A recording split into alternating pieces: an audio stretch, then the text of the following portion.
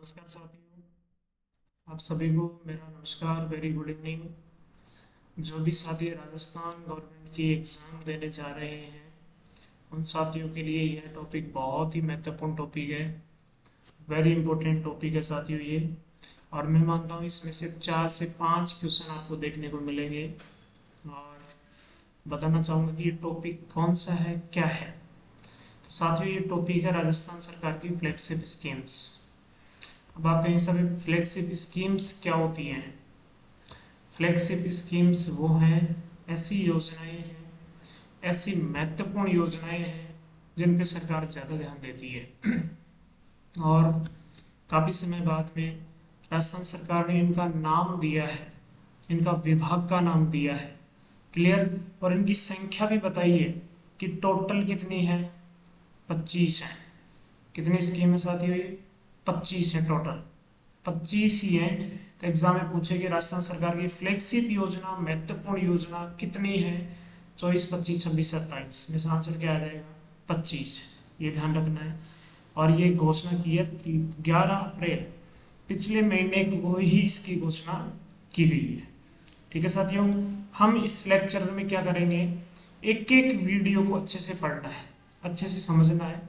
और थोड़ा सा ये पीडीएफ आपको कहाँ मिलेगी कि इस नाम से हरफुल फागना, हरफुल फागना एसटीओ नाम से टेलीग्राम है, उसमें ये पूरी की पूरी पीडीएफ आपके सामने है। मैं चाहता हूँ कि ये पीडीएफ आपके सामने ओपन रहे, मार्केट से आप इसका फोटोकॉपी निकलवाएं और पेन लेकर के बैठे, फर्स्ट कॉपी लेकर के बैठे तो आराम से याद कर सकते हैं। एक साथ 25 योजनाओं को पढ़ना संभव नहीं है। 2 से 5 योजनाएं हम देखेंगे आज और उसके बाद में आगे बढ़ेंगे। तो ये 25 योजनाएं हैं साथियों, इसमें नाम दिया हुआ है, प्रमुख घटक हैं और एक कौन सा डिपार्टमेंट है। क्लियर है साथियों? इसको हम देख लेते हैं और एक एक योजना से हम पढ़ना शुरू करते हैं। क्लियर है साथियों? एक बार ये तो हमारी लिस्ट है, प्रत्येक योजना के बारे में डिटेल में आगे दिया हुआ है। यहाँ से हम शुरुआत करते हैं। ये है साथियों, सबसे पहले है खाद्य एवं नागरिक आपूर्ति विभाग। कौन सा डिपार्टमेंट है साथियों? खाद्य एवं नागरिक आपूर्ति विभाग। यहाँ से हम पढ़ना शुरू करते हैं और इसमें है NFSA, national food security act, राष्ट्रीय खाद्य सुरक्षा अधिनियम। जैसे जनरल भाषा में बात करें तो गाँव में जो राशन मिलता है वो किस किस को मिलता है, उस योजना की बात की जा रही है। क्लियर है? तो उसमें देखो, नवीन परिवारों को एनएफएसए से लाभ दिया जाएगा और जो कुछ परिवार हैं जो वास्तव में डिजर्व नहीं करते, पात्रता से बाहर हो गए, उनको क्या करेंगे, बाहर भी करेंगे। क्लियर? नए परिवारों को शामिल करेंगे, खाद्य सुरक्षा में जोड़ेंगे और कुछ परिवारों को बाहर भी निकाला जाएगा। क्लियर है? बजट घोषणा 2025 के अनुसार प्रदेश में खाद्य सुरक्षा का लाभ वास्तविक जरूरतमंद परिवारों तक पहुंचे, इस उद्देश्य से 10 लाख नए परिवारों को खाद्य सुरक्षा में जोड़ने का प्रस्ताव रखा है। बताओ बजट में कितने लाख लोगों को जोड़ने का प्रावधान रखा है? 10 लाख। इसके माध्यम से सभी सामाजिक सुरक्षा पेंशन धारकों को एनएसएफए के अंतर्गत राशन उपलब्ध कराना संभव होगा। और ये अधिनियम कब लाया था? 2013। अब आपके दिमाग में आ रहा होगा कि सर काफी योजनाओं के आगे अधिनियम लिखा हुआ नहीं होता। एक तो नरेगा के आगे लिखा हुआ है, मनरेगा एक्ट, और एक है राष्ट्रीय खाद्य सुरक्षा अधिनियम। एक्ट बनाने का सबसे अच्छा फायदा यह है कि सरकार इसके लिए बाध्य है, सरकार को इस योजना का क्रियान्वयन करना बहुत ही जरूरी है। क्लियर है? तो ये अधिनियम कब आया था? 2013 में। और ये योजना लागू होती है 5 जुलाई 2013। कब लागू होती है? 5 जुलाई 2013, ध्यान रखना है। और ये कानून बन गया 10 सितंबर 2013, दोनों ध्यान रखना है। क्या उद्देश्य है इस योजना का? इस उद्देश्य है योजना का खाद्य सुरक्षा सुनिश्चित करना, गरीब जरूरतमंद लोगों को सस्ती दरों में खाद्यान्न उपलब्ध करवाना। अपने को पता है कि 2 रुपए 3 रुपए 1 रुपए किलो क्या मिलता है? खाद्यान्न मिलता है। कुपोषण और भूख को कम करना। क्लियर है? अब आपको उद्देश्य भी याद करना है आज के बाद में, क्योंकि योजनाओं के उद्देश्य देकर के पहुंचता है कि कौन सा उद्देश्य सही है, कौन सा गलत है। लाभ क्या मिलेगा इसमें?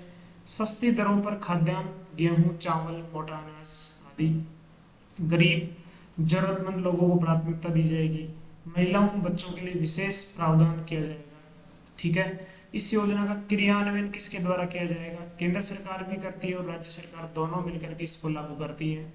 सार्वजनिक वितरण प्रणाली पीडीएस के माध्यम से खाद्यान्न वितरित किया जाता है। पीडीएस क्या होता है कि जैसे गोदाम से गेहूं को उचित मूल्य की दुकान तक पहुंचाना और उचित मूल्य से जो भी कस्टमर है, व्यक्ति है, परिवार है, वहां तक गेहूं की उपलब्ध करवाना, ये पूरी प्रक्रिया कहलाती है पीडीएस।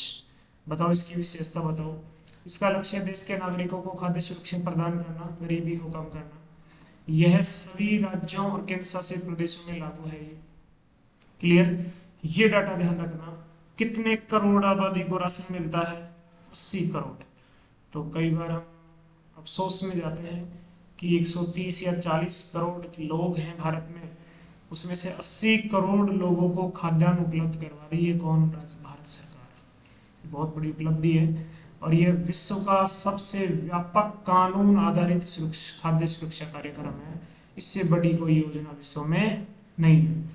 इसमें मध्याह्न भोजन योजना, एकीकृत बाल विकास सेवा, सार्वजनिक वितरण प्रणाली, ये सभी शामिल है इसमें। और 2013 के तहत पहली बार सार्वभौमिक मातृत्व अधिकार भी स्थापित किए गए। 17 में ये अधिकार प्रधानमंत्री मातृ वंदना योजना के माध्यम से संचालित हो रहे हैं।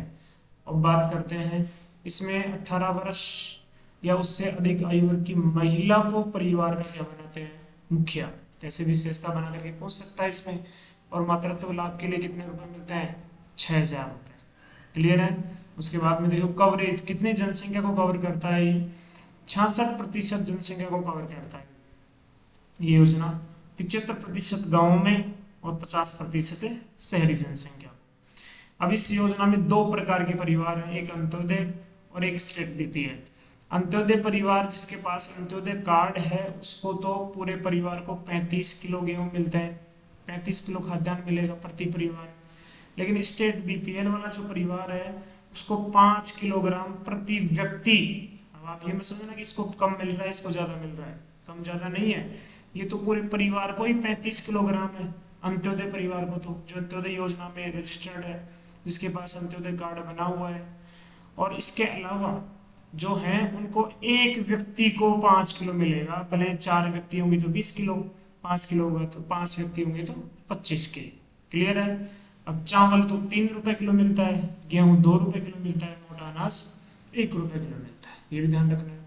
अभी करंट अफेयर्स की बात यह है कि वर्तमान सरकार के द्वारा एक अभियान चलाया गया, गिव अप। गिव का मतलब आप लोग जानते हो, छोड़ना, गिव अप अभियान। ये उद्देश्य ये है कि कुछ लोगों को जरूरत ही नहीं है, फिर भी उनका नाम खाद्य सुरक्षा में, उनके पास बहुत अच्छे पैसे हैं, गाड़ी है, मकान है, नौकरी है, इसलिए सरकार ये चाहती है कि आप स्वेच्छा से ही इस खाद्य सुरक्षा से बाहर निकलें ताकि हम जरूरतमंद लोगों को आगे जोड़ सकें। तो ये अभियान खाद्य नागरिक आपूर्ति विभाग राजस्थान सरकार के द्वारा चालू किया गया है। और इस अभियान का उद्देश्य सक्षम व्यक्तियों को स्वेच्छा से एनएफएसए लाभ से नाम हटाने के लिए प्रेरित करता है। यह उन लोगों के लिए है जो आर्थिक रूप से सक्षम है, जरूरतमंदों के लिए लाभ छोड़ना चाहते हैं। निष्कासन श्रेणी, जिन्हें गिव अप के लिए प्रेरित किया जाएगा। किस किस को बाहर निकाला जाएगा? परिवार का कोई सदस्य आयकरदाता हो, इनकम टैक्स भरता हो, तो उसको बाहर कर दिया जाएगा। परिवार का कोई सदस्य सरकारी या अर्ध सरकारी संस्था में कर्मचारी हो या 1 लाख रुपए से अधिक पेंशन प्राप्त करता हो, उसको भी बाहर कर देंगे। और परिवार के किसी सदस्य के नाम पर निजी 4 पहिया वाहन हो, यदि किसी के घर में 4 व्हीलर है तो उसको खाद्य सुरक्षा नहीं मिलेगी। और परिवार की वार्षिक आय 1 लाख रुपए से अधिक है तो उसको भी खाद्य सुरक्षा नहीं मिलेगी। साथियों, इसको अच्छे से पढ़ना है, बहुत महत्वपूर्ण योजना है। इसमें से स्टेटमेंट, विशेषता, लाभ से संबंधित कोई भी क्वेश्चन बन सकता है।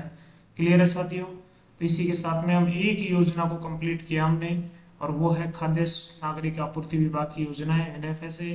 देखो एक्ट आया 2013 में और लागू 5 जुलाई 2013 को कानून बन गया। इसके कुछ उद्देश्य हैं, इसके लाभ हैं, क्रियान्वयन है, विशेषताएं हैं।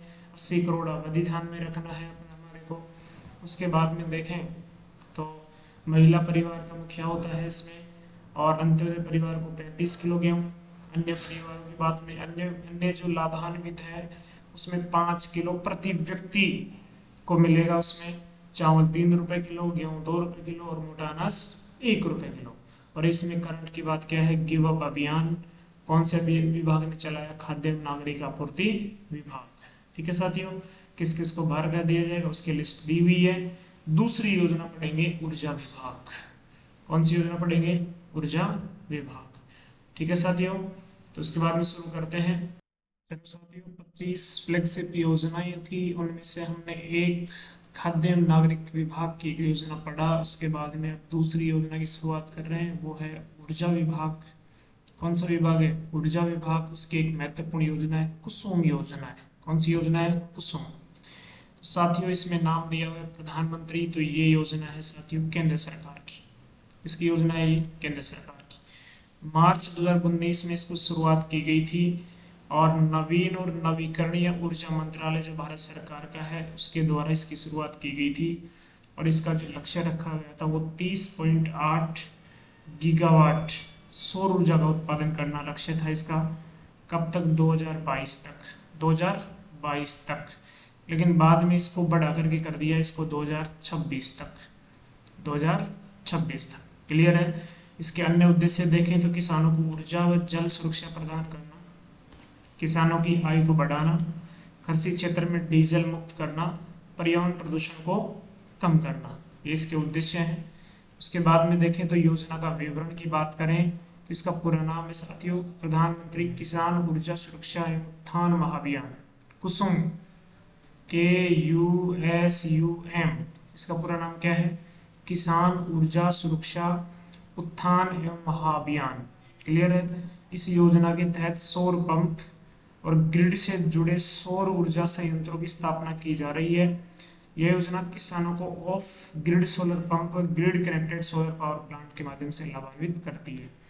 इसमें यह ध्यान रखना कि पैसे कितने खर्च होंगे, इसमें किसान को मात्र 10% पैसे ही खर्च करने पड़ेंगे। बाकी 90% की अलग अलग व्यवस्थाएं हैं कि केंद्र सरकार 30% की छूट देगी, राज्य सरकार 30% की छूट देगी और 30% किसान बैंक से लोन ले सकता है। क्लियर है। तो ये इसका वित्त पोषण है। इस योजना में घटक है 3। कितने घटक है साथियों, 3। एक है घटक ए, घटक बी और घटक है सी। घटक ए में क्या कर सकता है कोई भी किसान, अपनी जो बंजर भूमि है वहां पे 0.5 से 2 मेगावाट क्षमता के विकेंद्रित सौर ऊर्जा संयंत्र स्थापित कर सकता है। क्लियर है। और जो प्रथम घटक है उसमें जो पहला चरण उसमें किसके द्वारा संचालित है, ये राजस्थान अक्षय ऊर्जा निगम लिमिटेड के द्वारा संचालित है। ध्यान रखना, ये प्रथम चरण किसके द्वारा संचालित है, ये अक्षय ऊर्जा निगम लिमिटेड। उसके बाद में ये बेसिक बातें हैं। दूसरा जो चरण है वो राजस्थान डिस्कॉम के द्वारा संचालित है। और बात करें तो घटक बी में क्या है, पहले में तो देख लिया हमने।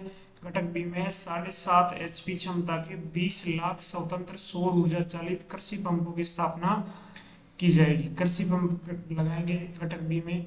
और घटक सी में क्या है, फीडर लेवल सोलराइजेशन। क्लियर। इसमें है ग्रिड, जो बिजली ग्रिड है उससे जुड़े 7.5 HP क्षमता तक के 15 लाख सौर ऊर्जा चालित कृषि पंपों को सोलर से जोड़ दिया जाएगा। तो ये घटक 3 है, ये ध्यान रखना है।